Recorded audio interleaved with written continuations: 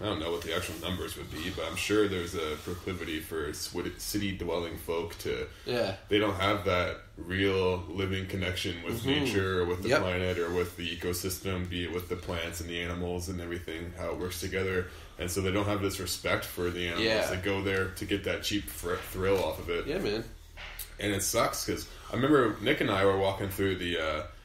they had this area that was inside, and it was dark, and there were signs outside of the entryway and all throughout the hallways and by the enclosures saying absolutely no flash photography. Yeah, man. The reason being, of course, these animals are nocturnal, and the flash photography would fuck their eyes out. Yeah, some of them have like insane, like their ocular fucking shit is just next level, you know what I mean? Like they can see in such a highly fine, detailed way that, like, a flash from a camera is gonna fucking hurt their eyes, man. Like, physically hurt them, like...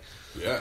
And they probably have no idea how to even comprehend what that is. Yeah, if they were in the wild, like, crawling around at night, and then just... There's no giant flashes of light right in front of them. Happen to you. Yeah, it must be so shocking. Yeah, totally. And people were just... What did you see? You see flash all over the place. Nick starts yelling. Yeah. He's like... Read the sign! Yeah. It's like, oh my god, it was just so disheartening. And then, you know, and then Nick he's the bad guy. You know what I mean? Yeah, because he's like making a fuss. Because he's trying to make a fuss. They're always like, oh yeah, man, fucking take a chill pill, bro. Yeah. It's like, what the fuck, man? Like, you guys have no respect, man. Like, it was bad. It was a seriously creatures. bad crowd. I know. Yeah.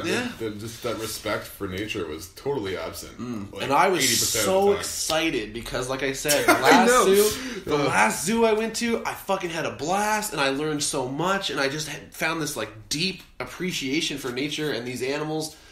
And I was blown away, man. The whole experience was just so humbling and so awesome when I went the first time to the Toronto Zoo that I was like, I'm ready to fucking go. Like, this is exactly what I need, man. I'm just going to get pumped up on these animals, and I'm going to fucking take that energy and put it back into the studio, and we're going to fucking make the sickest record. Yeah. But, man, I just, like... We left early. Yeah. With our heads hanging, like... it was just... Yeah, we were literally depressed. Our serotonin levels dropped. Yeah. We were walking slumped over, just like, oh, what a horrible experience. Yeah. We were doing the whole fucking updating social media thing, taking videos. We were recording, too. From our days. So, like, at the first of the video, it's like, oh, I'm so excited. Let's go to the zoo. And then halfway through, man, you'll see me just, like, sitting there being like, yeah, here we are at the zoo. Like, whatever. Yeah, you actually, on the way there... quote, I don't care what happens today. This is going to be the best day ever. Best zoo day ever. Best zoo day ever. So we get depressed, leave the zoo early. We're like, well, fuck it. Let's just go back to the hotel and chill out and hang. Eat some more microwave burritos. Eat some more microwave burritos or 3 and fucking just chill. And so we were going back to the car, and it's not where we parked it. Mind you, we left it at a Needs convenience store. Or 7-Eleven. Yeah, we left it in the parking lot of a 7-Eleven, which... was dumb. And you know, I don't know how we all let that slip by us. I don't know how we... Because I remember specifically saying, maybe not I said it, but I remember someone saying, like... Are we allowed to park here? Is this a good idea? We should have went inside and asked. We we're a fucking bunch of... maritime dummies. And we just don't know how it works in these cold, hard world. Yeah, the cold, hard Cleveland. So we go back. Our car is gone. That's the car we're going to use to drive us back to Nova Scotia. We're fucking 25 hours from home in another country. Yeah. We're also like a 15-minute drive from the studio, from our hotel. Yeah. It's just, it's the car. We need the car. Yeah, you know, we need the car. That's definitely a tool that we need. Like, you're pulling out the very bottom piece of the Jenga set, you know? Yes, exactly. We need at least a car. Yeah. And so we go in and we ask them, and they're like, yeah, well, fucking, yeah, it got towed. Like, but it was a whole rigmarole to fucking even figure it out, because, like, the shift had changed, and there was a new person working, and, like, so we had to call the old person who had, you know, they're off for the day now, going back home, but we have to call them. Be like, well, here's a bunch of dumb Canadian boys here. Like, what you do with their car? Towed your car. So we then, you know, we must have just been a bunch of sorry-looking motherfuckers because we got helped by a bunch of people. And, like, so the first guy, Jody, man, he... First of all, his fingernails were something fucked. If you remember. I didn't notice. They, like, curled over the tips of his fingers. Just, like, smooth. Like smooth, like, right over the tip. So it would just grow and then, like, curve over. Just immediately over the tip. Yeah. Not like so it's like he had little fucking fingernail tip shields. And just, like you could hear him probably fucking... Yeah. Just, like, tapping on probably stuff. great for playing bass or something. Yeah, it could be really cool for some shit. So he fucking... He also had a fuckload of license plates in the back of his vehicle. Was that him or was that the other guy? That was him, I believe. That was him? Okay. Yeah. So you and that Nick... was weird. But... You and Nick, he drives you guys to the police station. Yeah, so we're walking to where we're told the police station is. Mm-hmm. And then this guy pulls over who heard our shit... At the gas station.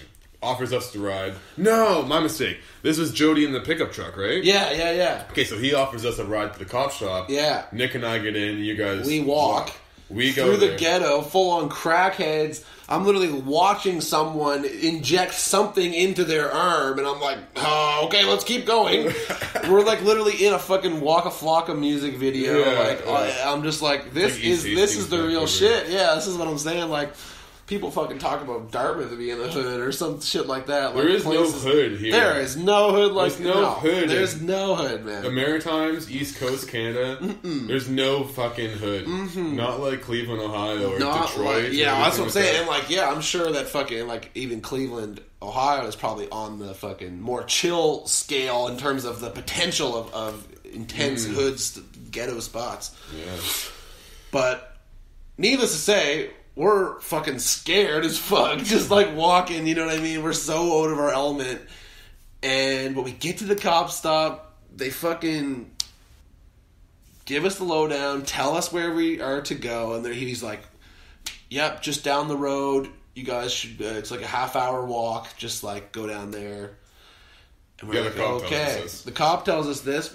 Meanwhile, there's a little old guy, just a little man, sitting in there, eavesdropping on us, I guess, because we're, maybe 5 minutes into our walk. This big Cadillac Escalade just pulls up next to us, and we're like, oh, fuck, what? And the window rolls down, and it's that little guy from the cop shop, and he's just like this little Lebanese guy or something. Yeah. I don't, what was his name was like Dago or something or Diego, or I don't know. Yeah. But he was the one, so we all pile into his car. And he was the guy with the license plates. We look in the trunk, and it's like 60 license plates just like stacked in there, and tools like, I don't know, man. I wasn't going to ask him what they were for, Yeah, who knows? But he hooked us up, gave us a ride. And also, it was like a 20-minute drive to this place. It would have taken us hours to walk there. And when we got there, it was closed. Yeah. We got there, it was closed. So this cop has no idea what he's talking about. Yeah. And we are trying to talk to the man, and like I was trying to even like fucking, try to like slide him a fucking. I had $100 bill, an American $100 bill, and I was like, man, you take this right now, give us our car, like let's go. Yeah. And he was just like, no, dude, you gotta come back tomorrow. You gotta come back tomorrow at this time. And I was like, well, okay, our car is here, right? And he's like, well, I also don't know that. I won't know until tomorrow. And I was like, what the fuck, man? So then this big orange fucking guy. Well, we first tried to call a cab. Oh, that's right. Yeah, but because it was free zoo day. Well, here's the thing. There was we found this out later, but 20,000 vehicles. Or no, that can't be right. But there was definitely hundreds of cars towed that day. Yeah, there was tons. Our car was one of hundreds. Mm-hmm. So everyone was calling cabs. All the cab lines were totally fucking... They said they wouldn't be able to get a cab out to us that night. No. It just wasn't going to happen. And we were like, well, now we're full on in the middle of goddamn nowhere, ghetto-ass Cleveland, Ohio, in some impound lot, being like, well, I don't even know how to get back to our hotel at all.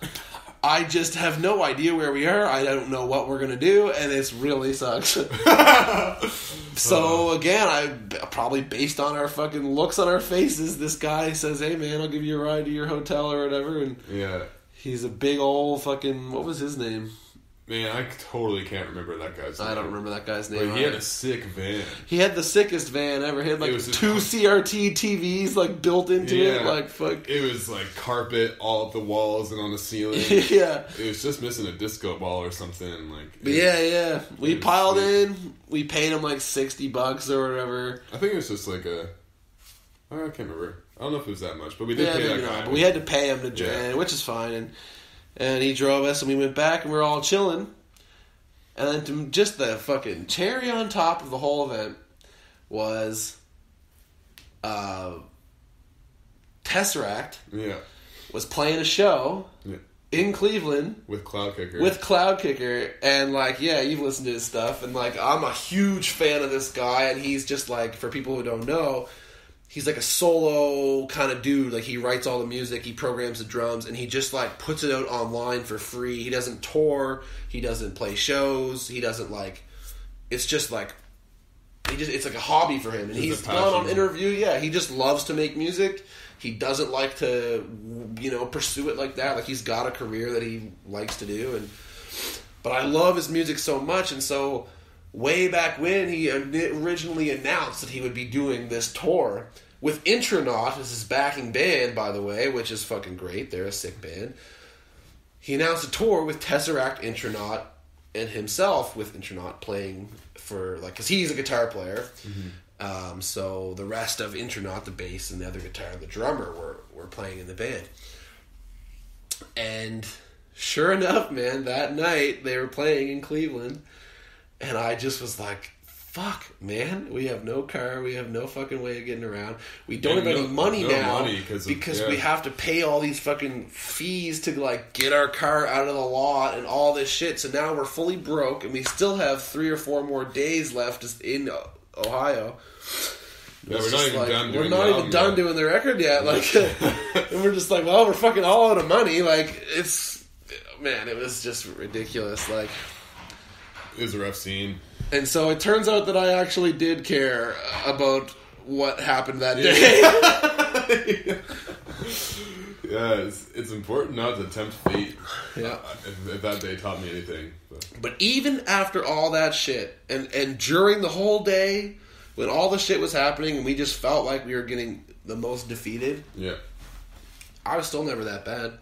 I wasn't that bad either. I was never, like, I wasn't that mad, I wasn't that sad, I wasn't anything, because I was like, well, who gives a fuck, man? We're making this record. And I was so focused on just making that record, it was like, let me just make the record first, and then we'll deal with all this shit. Yeah. Because I was still in the zone. Like, I was like, well, fuck it, whatever, tomorrow we'll fucking figure out a way to get to the studio, and we'll just keep making it. So the next day, then, one of the assistant engineers gave us a rip to the studio while Nick held back, because Nick was already done tracking the drums. He had finished the drums already. And then he went to this lot with this cab driver. I can't remember this guy's name, but this guy was a wild guy. This guy was wild. He's been... He drank and drive a whole lot and crashed old cabs into walls and shit and just left them there and then like found a new job somewhere else. It's pretty funny if you're a cab driver and you've had like, he said he had like fucking 3 or 4 DUIs in the last like year and a half. It's just the kind of guy you need. He still has a job as a cab driver somehow. It's America, man. Yeah, don't let nothing stop you. But so he drove Nick to the impound lot, and then we found out that our car wasn't actually at that lot at all. Yeah, that's right. He goes around his huge fuck around, goes back to the 7-Eleven and talks to them, and I can't remember how he figured it out, but they figured out... It took a long time. Took him all day. Took him all day long. And this cab driver just ripped him around everywhere and eventually gave him his personal number to call. It's like, call me and I'll give you a rip to wherever you need to go. Yeah. So we do all that, eventually get to the new lot where the car actually is, which was open way later than the original one. So we could have even gotten it that day if we had gone to the right one. Yeah. Which is extra juicy detail, but definitely sting.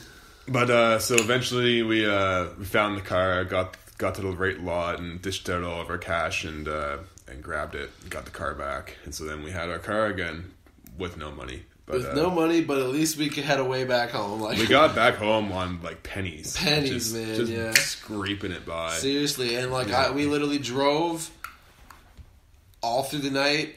I spent the night